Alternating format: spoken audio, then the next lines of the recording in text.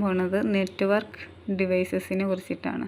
മെയിനായിട്ടുള്ള network devices ആണ് hub, repeater, switch, bridge, router, gateway. അതിന് മുന്നേ നമുക്ക് ഈ 7 ലെയേഴ്സിനെ കുറിച്ച് പഠിക്കണം. ഈ 7 ലെയേഴ്സ് പറഞ്ഞാൽ ഈ ഡിവൈസുകളെ കണക്ട് ചെയ്യുന്ന ലെയറുകളാണ്.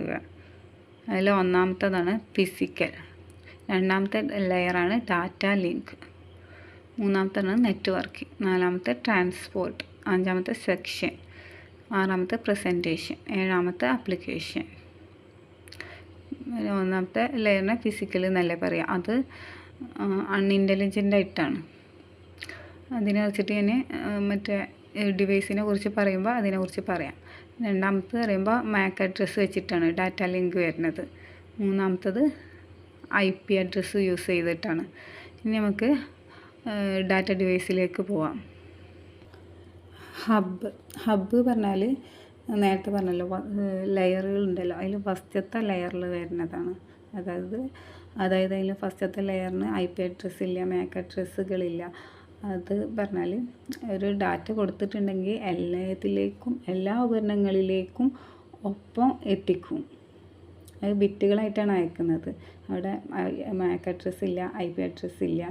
ഇതിനെ പറയുന്നത് അൺഇൻ്റലിജൻ്റ് ഡിവൈസ് എന്നാണ് പറയുന്നത്. എല്ലാവർക്കും ഇപ്പോൾ ഒരു ബ്രോഡ്കാസ്റ്റിംഗ് ഒക്കെ പോലെ എല്ലാവർക്കും ഒരേ സന്ദേശം ഒപ്പം എത്തുക.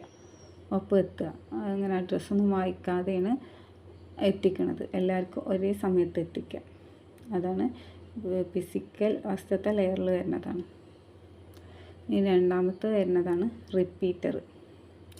അതായത് റിപ്പീറ്റർ പറയുമ്പോൾ ഇത് സിഗ്നൽസ്, ഈ ഡാറ്റാസ് അയക്കുമ്പോൾ സിഗ്നൽ പോകുമ്പോൾ അത് വീക്കാവും. ആ സിഗ്നൽസിനെ ആംപ്ലിഫൈ പറഞ്ഞാൽ സ്ട്രോങ് ആക്കാൻ വേണ്ടിയിട്ടാണ് ഈ റിപ്പീറ്റർ യൂസ് ചെയ്യുന്നത്. ഇനി അടുത്തതാണ് സ്വിച്ച്. റിപ്പീറ്ററിൽ ഒരു കാര്യം കൂടി പറയേണ്ട, അതും ഫിസിക്കൽ ലെയറാണ്, ഫസ്റ്റത്തെ ലെയറാണ് അത് വരുന്നത്. അതായത് ഇതിങ്ങനെ പോകുമ്പോൾ അതിൻ്റെ സ്പീഡ് കുറയും.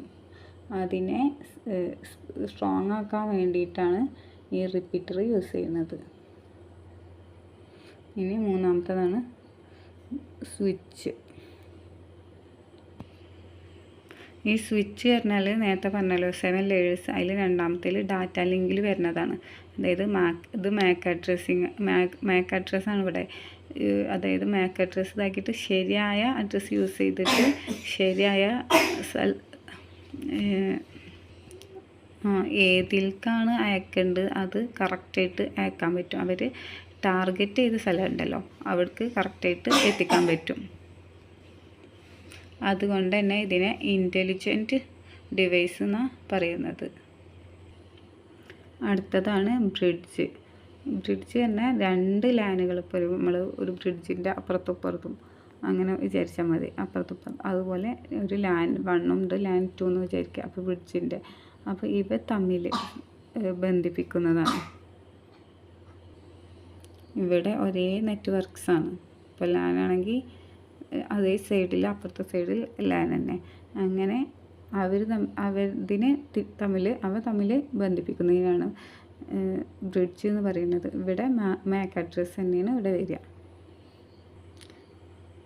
അടുത്തത് റൂട്ടർ പറഞ്ഞാൽ ഡിഫറെൻ്റ് നെറ്റ്വർക്കുകളെ തമ്മിൽ ബന്ധിപ്പിക്കുന്നതിനാണ് റൂട്ടർ എന്ന് പറയുന്നത്. മറ്റേലൊക്കെ മാക് അഡ്രസ്സ് ആണെങ്കിൽ ഇവിടെ IP അഡ്രസ്സാണ് ഇവിടെ വരുന്നത്. ഇത് മൂന്നാമത്തെ ലെയറിൽ വരുന്നതാണ്. നെറ്റ്വർക്കിംഗ് ആ ലെയറിൽ വരുന്നതാണ്. മൂന്നാമത്തെ ലെയറിൽ വരുന്നത് IP അഡ്രസ്സാണ്. അപ്പോൾ റൂട്ടർ പറഞ്ഞാൽ ഡിഫറെൻ്റ് നെറ്റ്വർക്കുകളെ തമ്മിൽ ബന്ധിപ്പിക്കുന്നതിനാണ് റൂട്ടർ എന്ന് പറയുന്നത്. ഇനി ഗേറ്റ്വേ പറഞ്ഞാൽ ഡിഫറെൻ്റ് പ്രോട്ടോക്കോൾ ഉപയോഗിക്കുന്ന നെറ്റ്വർക്കുകളെ തമ്മിൽ ബന്ധിപ്പിക്കുന്നതിനാണ് ഗേറ്റ്വേ എന്ന് പറയുന്നത്.